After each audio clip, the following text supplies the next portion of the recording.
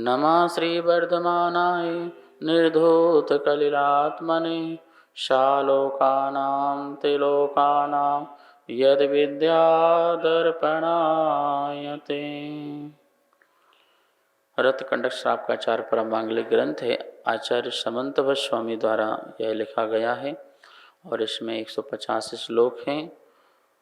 सम्यक दर्शन, सम्यक ज्ञान, सम्यचार्य, सल्लेखना, समाधि और श्रावक की 11 है प्रतिमाओं का इसमें बहुत सुंदर वर्णन है। कल अपन ने देखा था कि द्रव्य कर्म और भाव कर्म, ये द्रव्य कर्म और भाव कर्म दोनों से रहित अवस्था को मोक्ष अवस्था कहते हैं। मतलब कि द्रव्य कर्म है वहाँ तो 9 कर्म समाविष्ट कर ही लेंगे अपन, जबकि शरीर आदि रचना जो है नाम कर्म की प्रवृत्ति होती है, लेकिन भी आचार्य ने फिर भी 9 कर्मों को अलग से कहा है। तो द्रव्य कर्म, 9 कर्म, भाव कर्म, इन तीनों का जब अभाव होता है तो निष्कृतिका कालिमा वाले जीव कहला जाते हैं। वहाँ किसी प्रकार की किट्टी और कालिमा, कर्म की कालिमा आदि नहीं होती है। ऐसे त्रिलोक शिखामणि, त्रिलोक चूड़ामणि में जाकर के विराजमान हो जाता है। तो हम समाधि की ओर बढ़ें, सल्लेखना की ओर बढ़ें, क्योंकि हमें भी क्या है, कहाँ पे विराजमान होना है? पूरे जीवन भर की साधना का फल समाधि है, सल्लेखना है। मतलब कि महल बन गया, बहुत सुंदर महल बन गया। अब उस महल के ऊपर कलशारोहण होना है बस। मंदिर बहुत सुंदर बन गया, बढ़िया से बढ़िया बना दिया, शिखर बना दिया, ठीक है ना। मंदिर बनना ये तो अपना व्यवहार जीवन था, व्यवहार जीवन था। शिखर बनना और भी उत्कृष्ट व्यवहार जीवन था, लेकिन उसके ऊपर कलशारोहण करना ये मेरा निश्चय चारित्र था, धर्म था, जिससे समाधि होनी। तो कलशारोहण करने का मतलब है कि पूरी साधना के काल में अब लास्ट में कलशारोहण कर लो। बिना कलश के मंदिर की क्या शोभा। मंदिर तो बहुत अच्छा बनाया पर कलश ही नहीं लगाया। साधना तो खूब की, व्रत उपास तो खूब किए, ठीक है ना, पर सल्लेखना समाधि ही नहीं हुई। सल्लेखना समाधि मतलब मरना। सल्लेखना समाधि का मतलब क्या होता है? अपने आप को मारना या मरना। प्रसन्न चित्त होकर के धर्म ध्यान के साथ अपने शरीर को छोड़ना, इसका नाम क्या है? सल्लेखना समाधि है। प्रसन्न चित्त होकर के, आनंदमय होकर के, समस्त विकल्पों से मुक्त होते हुए। अब भैया अंत का समय है, अब तो परिग्रह परिवार से अपने को मुक्त कर लो कि अभी भी लगे रहोगे। अब तो अपने को शरीर से, काया से और कषाय से अपने को मुक्त करो। तो काया और कषाय, इनसे अपने आप को जीवन के अंत में, जब आपके हाथ पैर नहीं चल रहे, पूरा शरीर शिथिल हो गया है, आँखों से कम दिखना, कानों से कम सुनना और हाथ पैर चलाना, इस सब कुछ जो है शिथिल हो गया है। इंद्रियां बिल्कुल शिथिल हो चुकी हैं, शरीर शिथिल हो चुका है। अब गए तब गए, कब गए कब पता नहीं है। ऐसे समय में हाय तौबा मत करो, रोना पीटना मत करो। अब क्या होगा मेरा, अब क्या होगा उनका या परिवार का, इस प्रकार का विचार मत लाओ। शांत स्वभाव से मरण करो। तो बोले ठीक है, तो क्या शांत स्वभाव हम जहाँ हैं वहाँ हो जाएगा क्या? तो बोले उस माहौल में नहीं होगा, तुम उस माहौल का त्याग करो। क्यों? जहाँ पे परिचय होगा और जहाँ पे परिग्रह होगा वहाँ पर ये माहौल नहीं बनेगा। परिचय होगा तो दिक्कत है, और परिग्रह होगा तो दिक्कत है, और परिवार होगा तो दिक्कत है।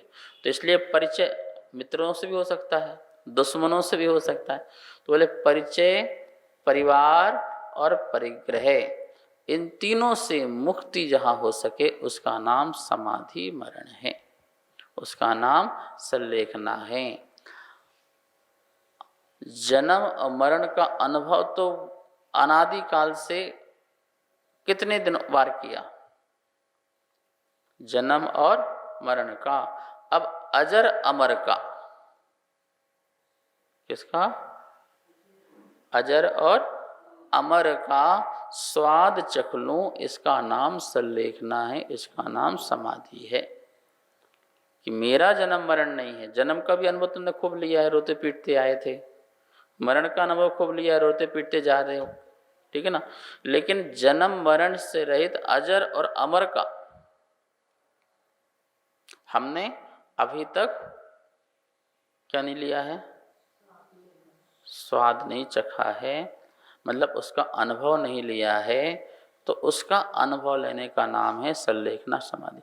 और जो ऐसी संलेखना समाधि लेता है वो कहते हैं निष्कृष्टिका कालिमा, वो कर्म कलंक से रहित सिद्ध अवस्था को प्राप्त होता है।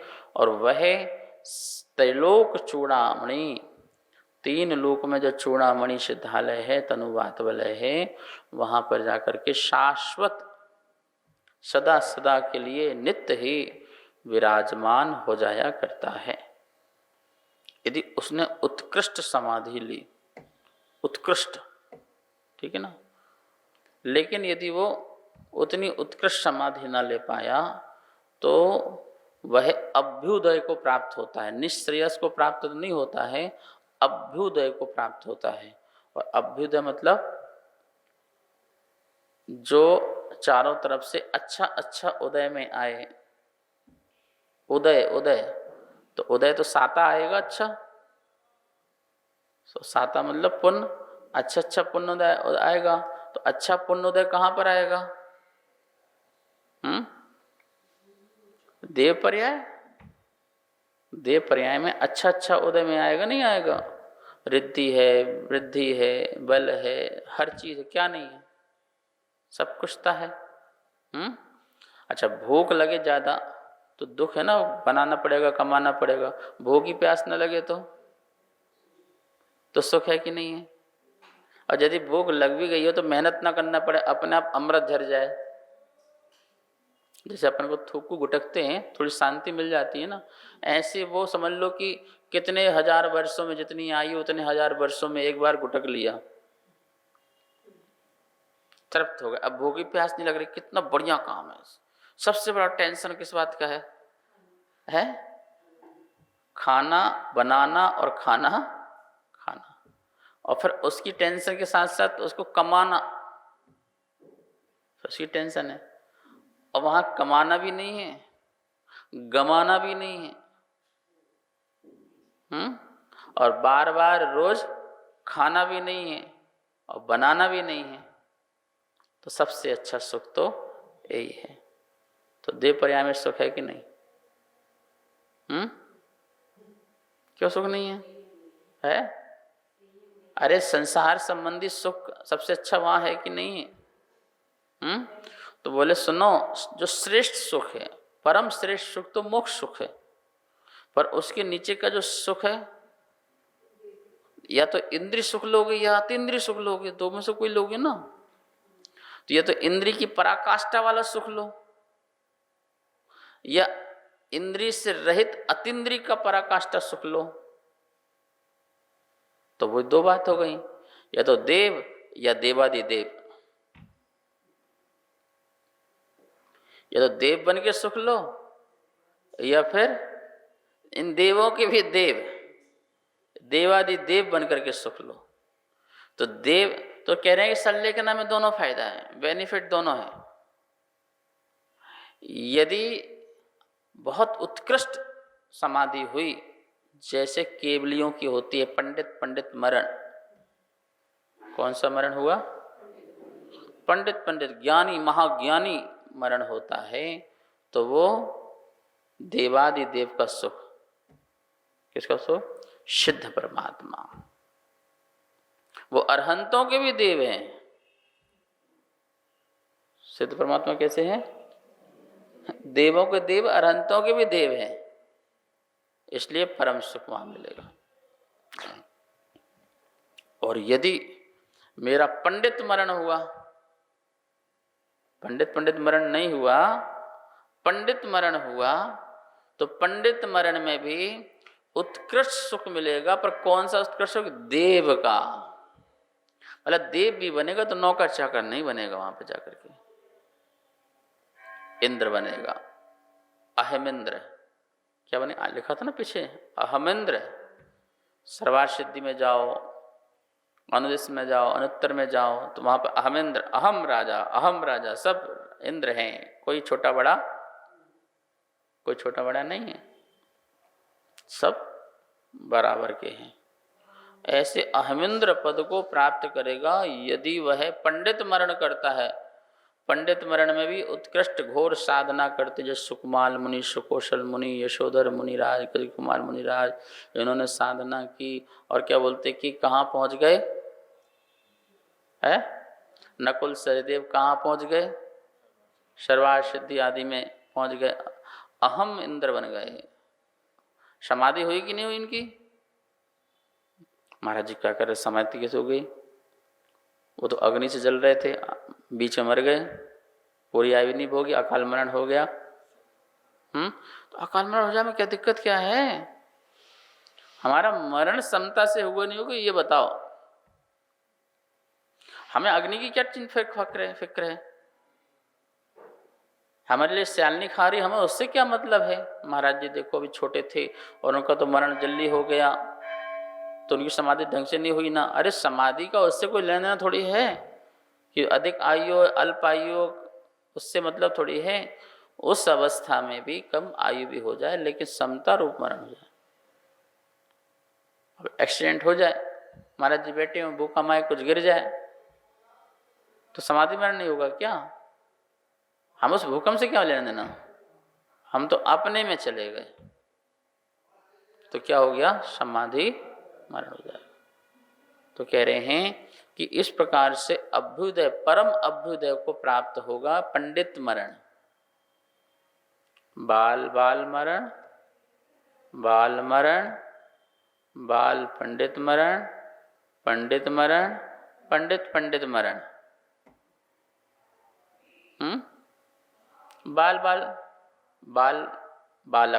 बालक को ज्ञानी नहीं बोलते, अज्ञानी बोलते। और ज्ञानी में भी एक बाल मरण और एक बाल मरण। अज्ञानी में भी और अज्ञानी, मिथ्या दृष्टि, वो भी मरता है। बाल मरण सम्यक दृष्टि का मरण, बाल पंडित मरण एक देश वृत्ति का मरण, पंडित मरण साधु का मरण, और पंडित मरण साधु में केवल ज्ञानी हो जाए उनका मरण। साधु में कौन हो जाए? साधु को क्या हो जाए? केवल ज्ञान हो जाए, अरहंत अवस्था में आयु का क्षय हो, तो उस समय जो मरण होगा सम्यक मरण, तो वो कौन सा हो गया? पंडित मरण। तो जो पंडित मरण में करेगा वो तो नियम से त्रैलोक चूड़ामणि बनेगा। होगा नहीं होगा? अब बताओ कौन सा करना है। तो कल अपन को अच्छे स्वप्न दिखाए भगवान ने कि भैया देखो अच्छा मरण करो तो तुम्हारा अच्छा होगा। ठीक है, तुम उतना नहीं कर पाते हो, व्यवहार चारित्र पालन करके थोड़ा बहुत तो अपना धर्म ध्यान से मरण करना चाहते हो। छठवें गुण स्थान में, सातवें मरण तो होगा नहीं, छठवें हो सकता है, चौथे में हो सकता है। तो तुम छठवें गुण स्थान में मरण करना चाहते हो तो पंडित मरण कर लो और हम आपके लिए फैसिलिटी देंगे। मोक्ष जाने के पहले थोड़ी सी फैसिलिटियाँ देंगे, तुम उसको और सुख भोग लो और फिर बाद में चले जाना। आइए आज देखते हैं क्या क्या फैसिलिटियाँ मिलेंगी पंडित मरण की। पूजार्था गैश्वर्य पूजार्था गैश्वर्य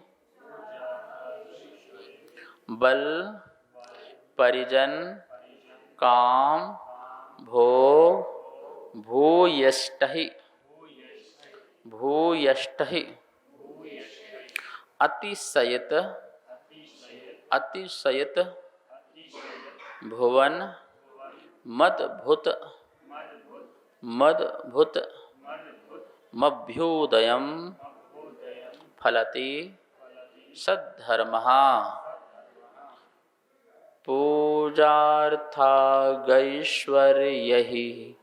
बल परिजन काम भोग भूयष्टहि अतिशयित भुवन मतभुत मभ्युदयम फलति सद्धर्मः।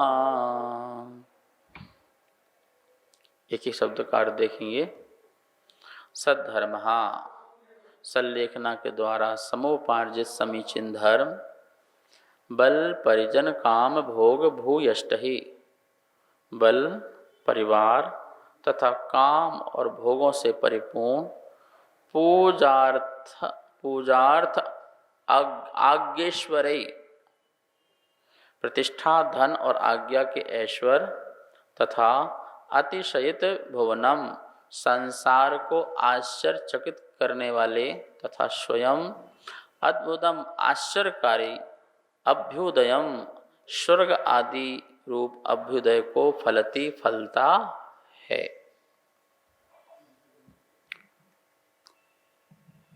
पहली बात सद्धर्मः जो धर्म से युक्त है उसकी बात कह रहे हैं। आप रोज मंदिर आते हो, आप धर्मात्मा हो, हम ये नहीं कह सकते हैं, पर आप पुण्यात्मा हो हम ये कह सकते हैं। आप रोज पूजा पाठ करते हो, रोज जाप करते हो, तीर्थ यात्रा करते हो, तो हम आपको पुण्यात्मा कहेंगे। क्या कहेंगे? पुण्यात्मा। लेकिन यदि आप धर्म से सहित हो तो धर्मात्मा कहेंगे। तो महाराज जी हम धर्म नहीं कर रहे क्या? हम मंदिर आ रहे धर्म नहीं कर रहे क्या? हम नहीं कर रहे। मंदिर आके धर्म नहीं कर रहे हो। धर्म क्या है? धर्म तो सदृष्टि ज्ञानी वृत्त्यानि धर्मम धर्मेश्वराः विदु। सम्यक दर्शन, सम्यक ज्ञान, सम्यक चारित्र की एकता का नाम धर्म है। रैणत्ययम च धम्मो, रत्नात्रय का नाम धर्म है। कथंचित दंसन मूलो धम्मो, सम्यक दर्शन को भी धर्म कहा है और उस धर्म से सहित आत्मा को भी कथंचित धर्मात्मा कह सकते हैं। तो कथंचित ही होता है ना। कथंचित तो कथंचित ही हुआ। हम कथंचित वर्ड ही नहीं लगाना चाहते, पर हमको बोलना पड़ेगा कथंचित धर्मात्मा। मंदिर आ रहे हो, कथंचित धर्मात्मा, एक आपको विशेषण लगाना पड़ेगा। हम विशेषण की बात ही नहीं कर रहे, हम तो धर्मात्मा की बात कह रहे हैं। किसकी बात कह रहे हैं? धर्मात्मा की। कार्यक्रम पाठशाला के पुण्यार्जक थे श्री दिगंबर जैन मंदिर, लोधी कॉलोनी, दिल्ली।